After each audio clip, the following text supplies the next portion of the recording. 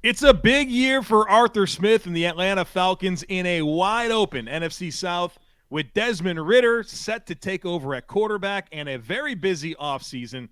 What does this roster look like? We're breaking that down today on the Locked On NFL Scouting Podcast. You are Locked On NFL Scouting with the Draft Dudes, your daily podcast for NFL and college football scouting. Part of the Locked On Podcast Network, your team every day. What's better than this? It's guys being dudes here on the Locked On NFL Scouting Podcast. We're the Draft Dudes. I'm Joe Marino from Locked On Bills. He's Kyle Crabbs from Locked On Dolphins. And we are your NFL experts here with you daily to talk team building across the league on the Locked On NFL Scouting Podcast with the Draft Dudes. We're part of the Locked On Podcast Network, your team every day. We'd like to thank you for making Locked On NFL Scouting your first listen every day. And, of course, the biggest of welcomes to our everydayers, those of you who never miss a single episode. We appreciate y'all being here very, very much. Joe, happy Thursday, May 18th, National May 18th Day. Wow, thank you. To you here. It's good to be here. It's good to be here. Atlanta Falcons, our subject today. We did the deep dive. We obviously have Desmond Ridder as a key storyline for this Falcons team and in what should be a very competitive NFC South with the departure of Tom Brady from the Tampa Bay Buccaneers and all of these teams kind of feeling like they're in flux. Very interesting layers to this Falcons team that we're going to start peeling back. And I don't have any cute BS on the front today. Do you have any cute BS on the front, or are we going to dive right into the Falcons offense and talk about what we saw with this football team? No, I think we dive in. I don't see any no diving signs here, so let's get to it. Okay. Wow, that was chill bad. With the dad jokes. Yeah, wow. Oof. Oof. The offensive side of the football. Yep. For Atlanta. I'm just going to roll right through the red light that you tried to lay there at the end. No stop signs here. The Falcons roster to me is a very interesting case study because, of course, you have the last three first-round selections that have been invested by this team are in a wide receiver, a tight end, and a running back, and Bijan Robinson and Kyle Pitts and Drake London. And I think that's probably the place that I would like to start this conversation just because those are defining pieces of what Atlanta is going to be this season in my mind. There's varying degrees of proven NFL track records. Obviously, Bijan Robinson hasn't taken a snap yet. Kyle Pitts with the 1,000 yards his rookie season before the regression last year and dealing with some injuries, and Drake London kind of dealing with this underperforming passing offense.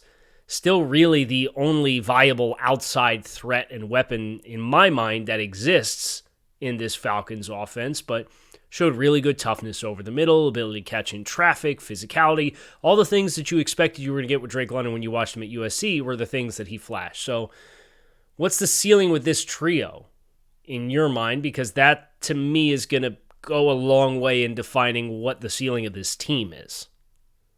Well, that's clearly who this offense is running through, those three players. And, right. I mean, they're dynamic. That's what's exciting. I mean, obviously, we've never seen Bijan play in the NFL, but I have very little concern about his ability to come in and be a focal point of the offense and really elevate this rushing offense and what he can bring as a receiver. I mean, that's huge. And, Kyle Pitts, I mean, just like with Drake London, like those guys dealt with some bad quarterback play, right? Like Mariota was tough to watch last year.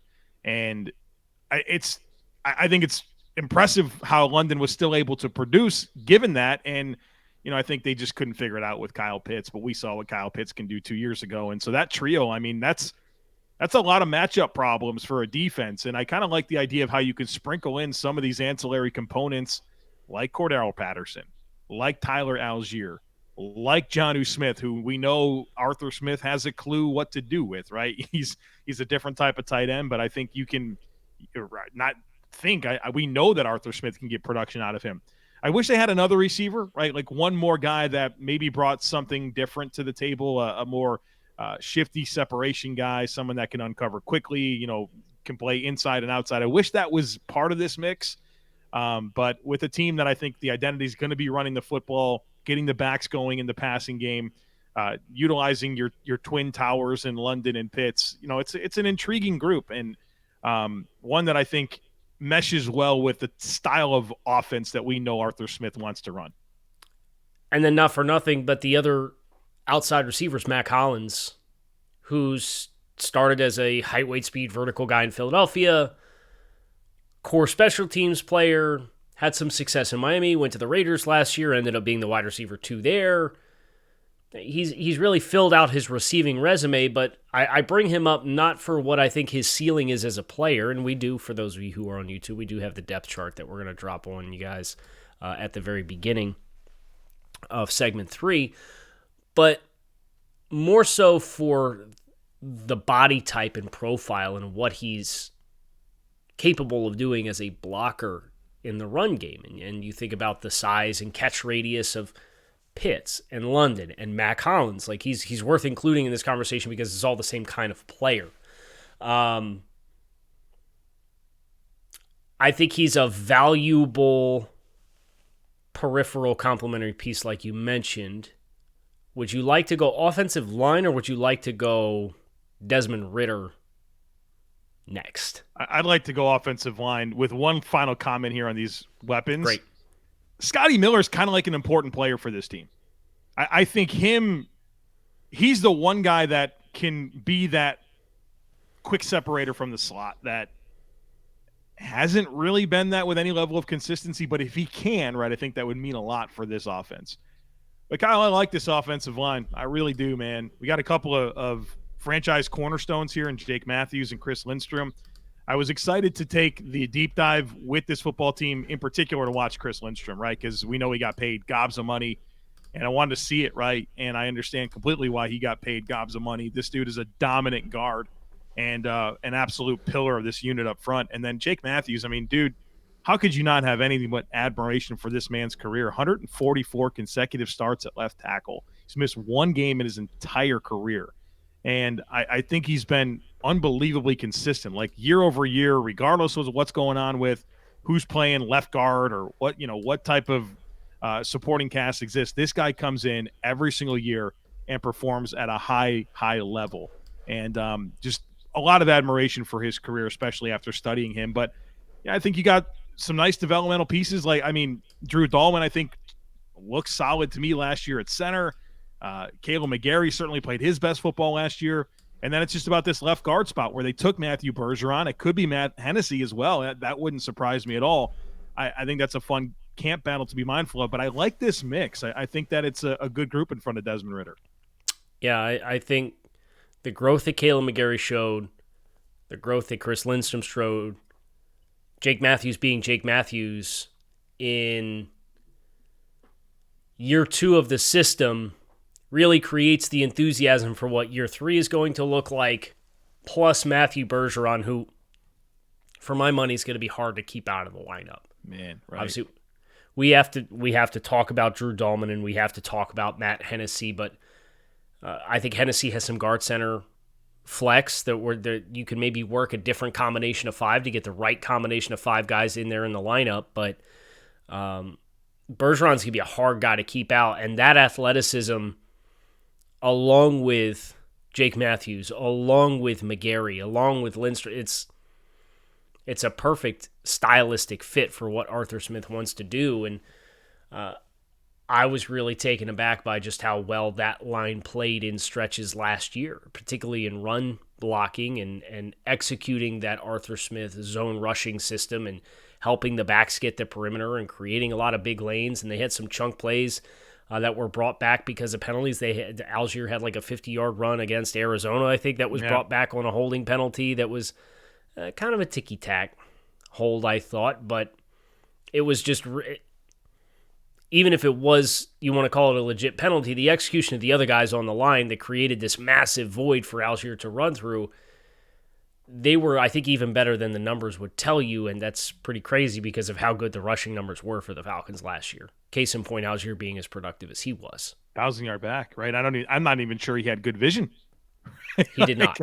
He did not. I mean, he was getting it going. It was funny. I was watching the Baltimore game, and I'm like, man, I think Tyler Algier would be really good for Baltimore, but I'm not sure this is the best fit for him. in that more gap Wait, predetermined tracks. I'm glad you mentioned that, because anybody who tried to argue against Bijan Robinson and pointed to Tyler Algier as the reason why, I'm all the way out on y'all. I'm sorry. There's good, productive back, right? It's a testament to the rushing system. It's a testament to his size and size-adjusted speed that he does have. But when he's pressing the corner and you got a clear-as-day edge, and I'm thinking about cutting this thing back inside anyway, he just doesn't have the explosiveness to catch the corner. Bijan Robinson's going to eat in this offense. Yeah. And I have a take I would like to drop on you right now before we talk about Desmond Ridder. Okay. I think if you took the 3 first-round picks of the last 3 years, Kyle Pitts, Drake London, and Bijan Robinson will be the best player of those 3 players this year.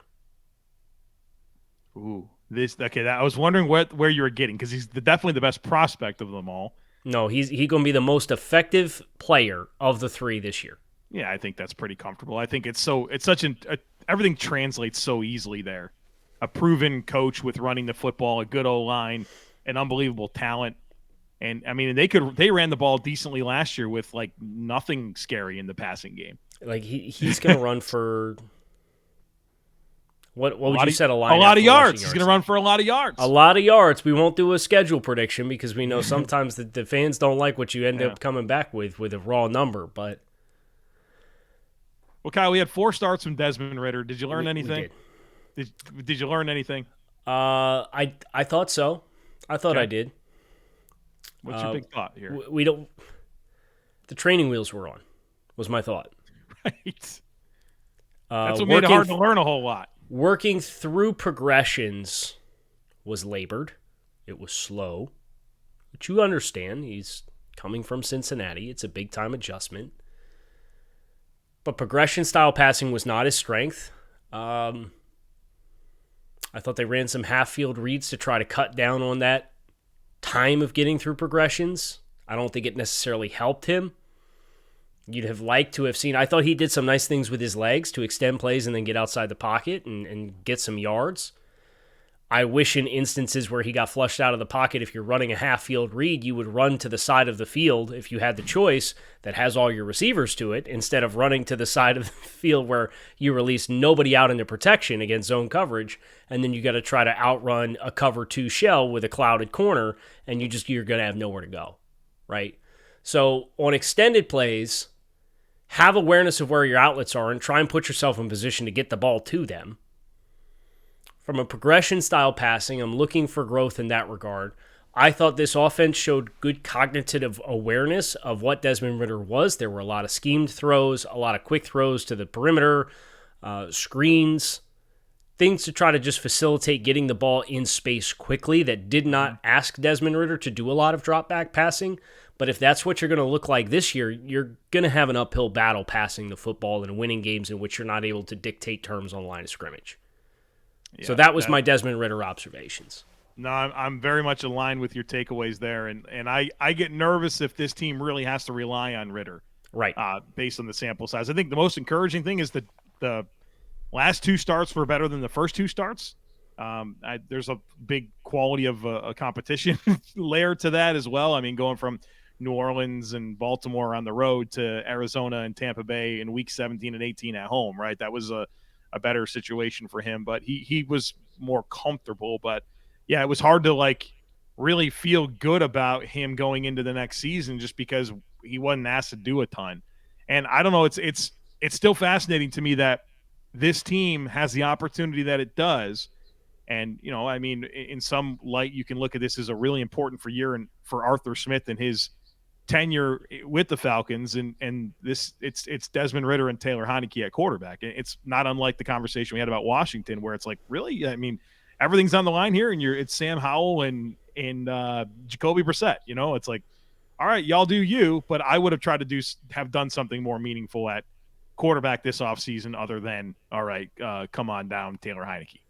So I guess for Atlanta, and obviously we got to go over to the defensive side of the ball, but I think that this was the team that was most interesting, that showed no interest in getting involved in the Lamar Jackson market. Right. And not to beat a dead horse or bemoan that point all over again. Obviously, the focus of this show is what the Falcons have. But the 4-game sample size, obviously, Ridder practiced all year at the facility, right? The coaches have a much larger sample size than we do as the public eye of what he's capable of. But the opportunity cost there may have been a deterrent where you're talking about a big-time investment in draft capital and finances and implications of that to bring him in. But this would have felt like the perfect team to get involved and at least start a negotiation when he was under the transition tag.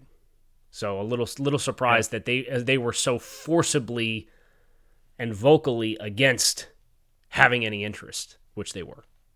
Yeah, I think you just look at the pendulum here. Okay, the team right now, wide open NFC South. The team's got a real good chance. You have Lamar Jackson. You're an NFC contender that I expect to win the South. Right, I think that's the difference there, and I'm interested in that. But here we are. All right, we're shifting gears to the defensive side of the football here in just a moment. But first, need to tell you about the best tasting protein bar on the planet. Of course, you know I just ate one, a Built Bar here, another animal cookie bar. We're still rolling through those. My birthday cake puffs arrived yesterday, so we were enjoying them as well. But look, folks, you got to try them. They're awesome. They're healthy. They're delicious. They're delicious because they're covered in 100% real chocolate, and they have great flavors like we just talked about, in addition to like churro and peanut butter puff and coconut almond. They're so good. It's like eating a candy bar, but they're good for you. But it's crazy, these macros, man. Like 17 grams of protein, only 5 grams of sugar, 140 calories per bar. They are awesome. So check them out. Head on over to built.com. You can use our promo code LOCKDOWN15. It'll get you 15% off your next order. You can also head on over to your local Walmart or Sam's Club and pick up a box off the shelf. We talk about them because we love them, and I think you will too. And if you try them, I think you're going to just find yourself thanking us later for that decision.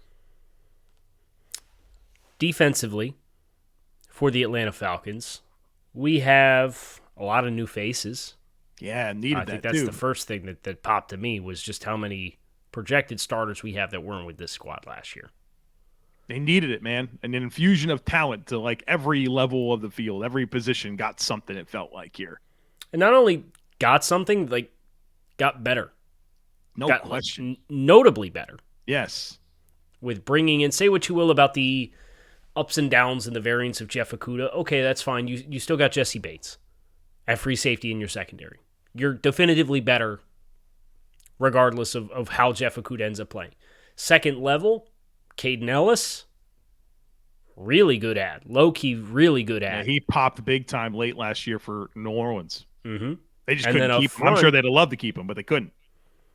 Salary cap's not real, though, Joe. Right. Well, think about that. Like, this dude's a 7th-round pick. They have, like, higher picks that this guy was on the field over. Right. I mean, he earned it. He played at a level that forced him to play over. And Atlanta's going to need it, too. Oh, yeah. Because if it's not Kaden Ellis, you have a lot of inexperience and a high variance play at off-ball linebacker. Yeah. And then up front, you obviously have David Onyemata and you have Calais Campbell. You got better on all three phases. I think that's the thing that Falcons fans should be most excited about is defensively looking at what your squad has to offer versus what it did last year. The floor is much higher from a talent perspective defensively. Should be able to get some sacks this year, right, Kyle? You would think. Now, I still don't love the edge group. Ebikete popped a good bit. Yeah, that was the name for me. I'm like, oh, who's 47? Oh, yeah. It's Ebikete. Oh, it's Ebikete, yeah. And there he is screaming off the edge, hitting inside spin moves, working back underneath. That's the edge guy that I get excited about here. Yeah. And then but like the rest of it is not necessarily as proven, but there's names here. I mean, Lorenzo Carter has played a lot of football. I think like him not playing as many snaps is probably a good thing for him and the defense. You know, they have D'Angelo Malone, who they drafted as well as Ebikete last year. Round. Yeah, Zach Harrison was a pick this year. They signed Bud Dupree. I'm not sure you can count on much there, but you know, he's a guy that plays with a lot of effort and has a lot of speed off the edge, you know, at least before the injuries kind of caught up with him. And your interior package now with Onyemata and Jarrett to go with Calais Campbell, like you got some stuff working here. And even like some of their depth here in Eddie Goldman and Taquan Graham as kind of like a plugged, nose A-gap defenders, man. I like those guys in that type of role. Eddie Goldman, obviously, we haven't seen him do really anything since 2021, but if he can come in and just be a 20% of the time guy, he can really provide some value in a division now that we feel like everybody's going to be leaning into running the football based on the quarterback situations. Yeah, other than New Orleans with Carr coming in, they'll probably look to pass the ball. But yeah, I really like the defensive. It's been 4 or 5 years now of Grady Jarrett and nobody else that you really feel like gives him a chance. Grady Jarrett's got to be over the moon because he's been an impactful player the last that entire stretch, and now he's actually got dudes around him. And like definitive dudes around him with Calais Campbell when he reduces inside, and David Onyemata and a nose tackle and Eddie Goldman, hoping he can return to what his peak form was when he kind of flashed with Chicago. I like the front. I think it's probably the most appealing thing about Atlanta's defense for me. If I had to go to both sides of the ball, I would say that the trenches is where Atlanta's best aligned. Which is huge, right? Because that's been a criticism that we've had towards Atlanta. It's like, y'all are just getting beat up, up front, both sides of the ball. Writing mock drafts, if you didn't give Atlanta a trench player, they were going to yell at you for sure.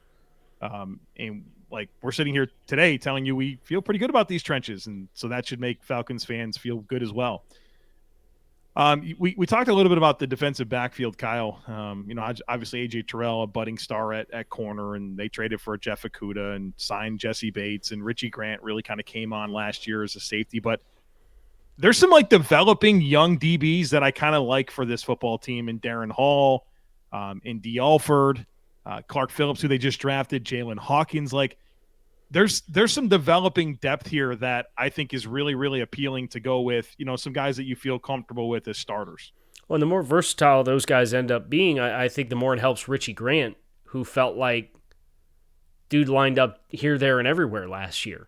Yeah. Well, you're looking up and you see 27 and he's in the backfield, or he's in coverage, or he's in deep third, or he's flying sideline to sideline off the second level. Like they moved him around quite a bit, and I think his versatility is only going to be fully maximized when you have competency in the other spots around him to allow the defense to. There were too many instances in which they were bringing Richie Grant from depth and pressure situations, and it was just pitch and catch because you didn't have the coverage on the back end to match it.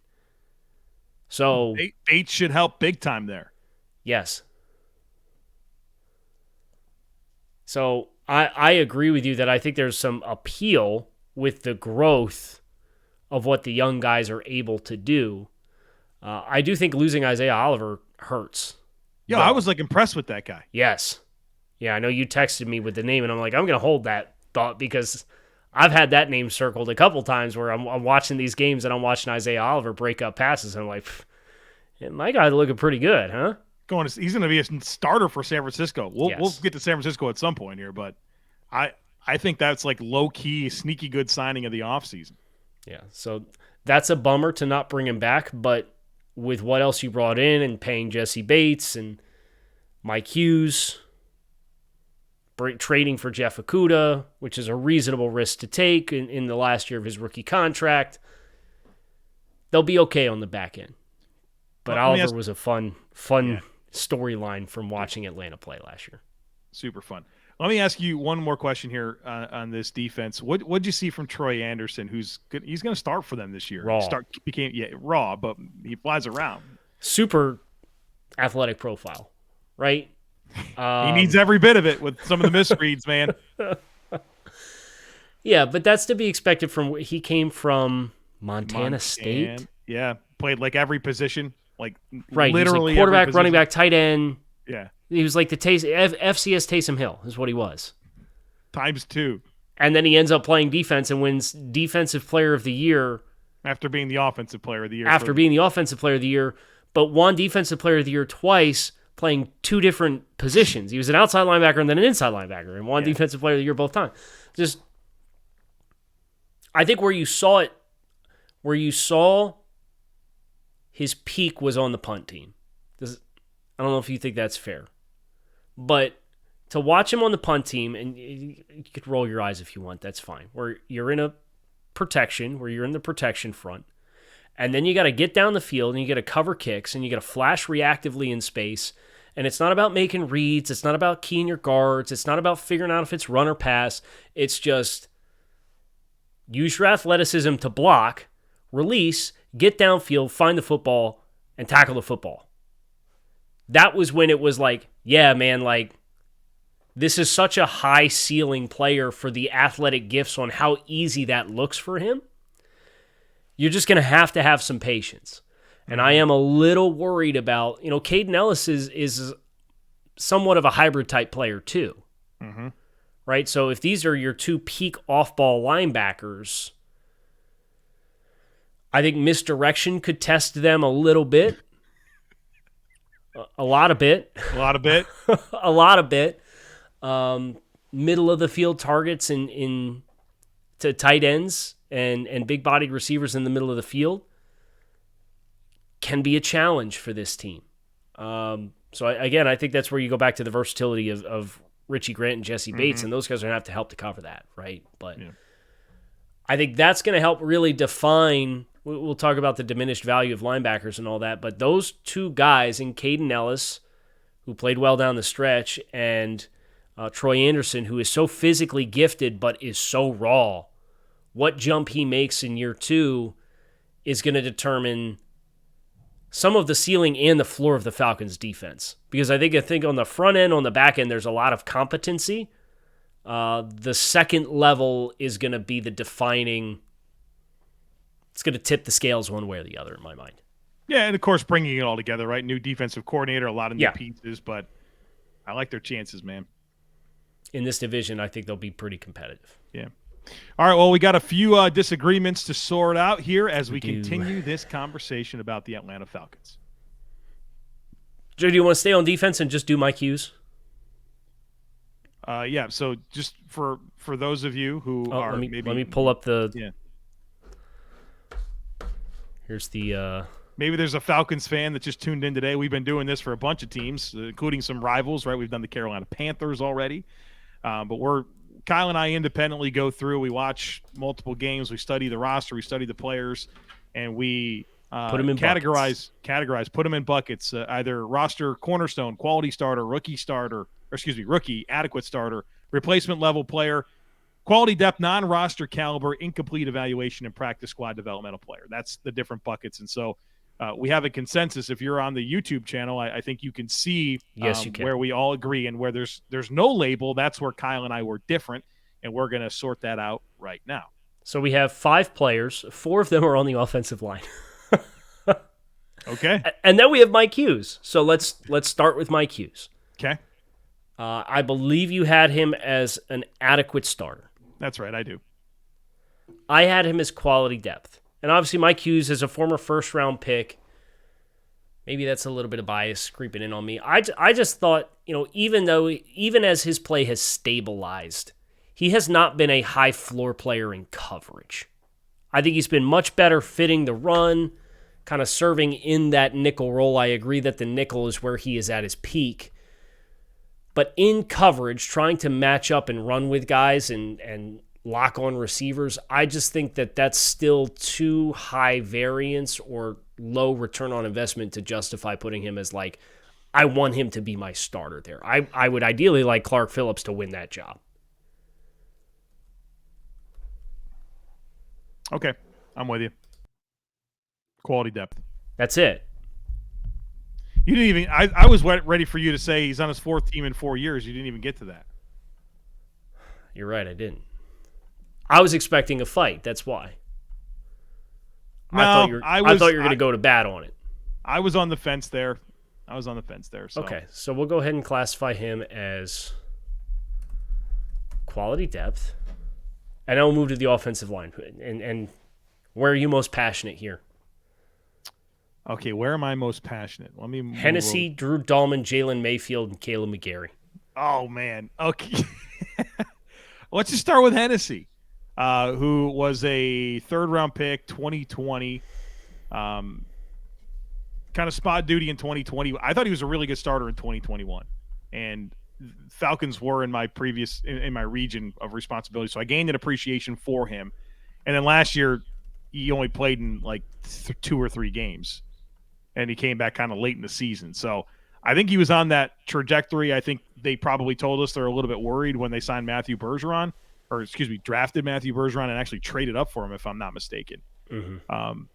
But I've seen enough to feel like he's at least a sufficient starter. But do you think he's ideally a center or a guard? Center. He played left guard though last year. At least in the Arizona and Tampa Bay game, those are the 2 that I watched. Right, and he got his butt kicked. Think so? I thought against Tampa he got his butt kicked. Oh. So that's where I came in and I said, this is a player with some starting experience. He has interior flex. He doesn't have a great anchor. He's a little undersized, but if you're going to put him at center, like he can live in that world. But I don't know that the ceiling is where I would want it to be for him to be a starter. So I put him as quality depth.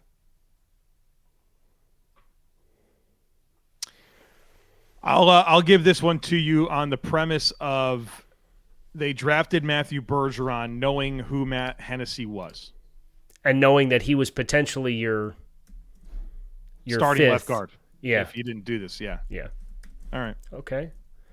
So Drew Dahlman is next. If we're just going to go left from right, this is the projected starting center for this team, unless Hennessy wins the job. 4th round rookie last year. No, 21. So that 21, was the second excuse season. Me. Yeah. Excuse me. Would just like to get a little bit bigger sample size. Okay, so I have him as an adequate starter. You have incomplete? Yes. Now, he played over 1,000 snaps last year, right? Right.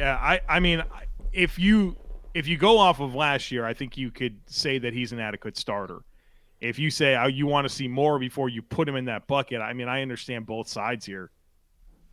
I just thought he was very stable. You came down to Hennessy. I'll come up with Dahlman and say, okay, we have 1,000 snaps of starting, and the expectation is he's an incumbent. I think the gap between him and Hennessy is not very large, though, in my mind. I think that's probably fair. But I see them similarly. Which is what makes it interesting that, from Hennessy's perspective, he was the starting center, and then they came back the following year and drafted Dahlman anyway, and Dahlman beat him out. Yeah. I wondered if the thought was for one of them not one of them, probably Hennessy to be a left guard. Which probably takes you to the next player on the list who had played left guard at one stretch, that being Jalen Mayfield. All right, what do I have him? I have him as... I think you have an incomplete grade here. Yeah, so, okay, he was absolutely atrocious as a rookie starter and had no business starting. None. And they didn't play at all last year. So that's why I put him in as an incomplete evaluation. And I had a really hard time forgetting 2021. It's the brother... His pass pro was atrocious. But 9 penalties and double-digit sacks conceded. Yeah. 57 pressures. He's 22. All right, this is he'll be his age 23 season. Well, hold on. He's going to be 23 in 5 days. That's what I just said. It'll be his age 23 yeah, season. Because he is 22, and he's going to be his age 23 season. Okay, I'm not going to fight you too hard on the backup guard. What did you? Okay, I put him as incomplete, and you put him as. I had replacement level player. I just thought the floor was so low when he played. It's bad. He didn't play last year, though. And and now they have continued to draft interior offensive linemen early in each of the draft classes since he has arrived. Like, he was in the same class as Hennessy, and then they still drafted Dahlman in the 4th round, and then they traded up and drafted Bergeron. It's not a good trajectory. Right. It's not trending well for Jalen Mayfield. It's not trending well. I don't know, one season that was kind of a tough scene for him, like first year with a new system. He was kind of raw coming out. He was like a 1-year starter at Michigan. Yeah, don't quit on guys too quick. I'm with you. We'll put incomplete. It's not looking good, though. Kaleb McGary. All right, this one, I'm not going to fight hard here. You have him as a quality starter. This is why I don't quit on guys. I have him as an adequate starter. And I think, like, you're clearly pointing to last year and saying he proved himself as a quality starter. And I would agree with you. How much of the rest of the sample size are we wanting to be mindful of? Right.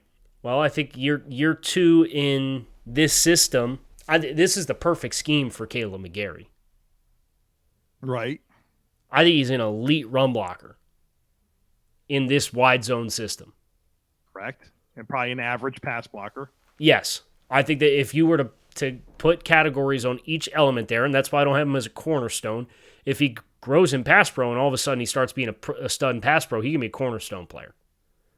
But right now, he has an elite component of his game and an adequate level of his game. You combine those together, this is a plus starter in my mind. He was a plus starter last year. Yes. Okay, I'll do it. And even from a pass pro perspective, he cut his pressures in more than half last year. And Atlanta only threw the ball 117 less times. He went from 41 pressures to 19 pressures last year. I'll meet you. I'll come up on this one. Done. Because I'm not debating anything that you're saying. It's just whether or not last year's sample size, and I think continuing with the system and the fit, it works. Right. I see no reason to think why the progress shown last year will not be sustained unless he has to play through injuries. So there you have the Falcons. We have roster cornerstone players in Jake Matthews and Chris Lindstrom. We have quality starters with A.J. Terrell, Kyle Pitts, Kaleb McGary, Grady Jarrett, Jessie Bates, and Calais Campbell. Joe, this is a pretty healthy amount of quality starters. Yeah. I think the potential Achilles heels for this Falcons team is linebackers defensively and quarterback play offensively, or wide receiver depth. Heaven help us if Drake London has to miss any time. Yeah, we can't have it. But I think it's also exciting to think about the guys that could be quality starters in a Drake London as we get a bigger sample size in a Bijan Robinson as two of your primary players, your Correct. weapons on offense, right? Like there's upward mobility for Kaden Ellis. There's upward mobility for Trey Anderson. I think Richie Grant could potentially have upward mobility as well. No question. So that's good. And we talked about some of their developing. Like they have developing depth in the defensive backfield, at edge, on the offensive line. I like that. Hey, I think the other potential Achilles heel for this team would be the third tackle. Oh, gosh. Yeah, we don't have one. If Matthews are... Okay, so is Bergeron your third tackle? Yes. Yes, 1,000,000% he's your third tackle. So if he wins the left guard job, then Hennessy goes to left guard, and then you put Bergeron at left guard. And then you put Bergeron at whichever spot you need to. And like that you could build a bridge that way, but the offensive line depth is not great here. They have seven rosterable offensive linemen. No, that's it. And one of the 7 is Jalen Mayfield, who was cataclysmic when he played. Yeah, so we cut Jermaine Ifedi. We have 6.5. They can't incur injuries. They cannot afford the injuries. Joe, final question, and I think this is pretty straightforward. Are the Falcons a better roster right now than they were 12 months ago? 1,000,000,000%. 1,000,000,000%. Easy yes. I agree. Yes. Easy yes. So there you have it. That is the Atlanta Falcons roster assessment. I'm Kyle Crabbs. He is Joe Marino. We are Locked On NFL Scouting. Appreciate you guys checking out the show. Hit subscribe. Follow along. We are doing quarterback situations for the class of 2022 tomorrow. So we're looking at the Pittsburgh Steelers, the Atlanta Falcons, and the Washington Commanders. Thank you.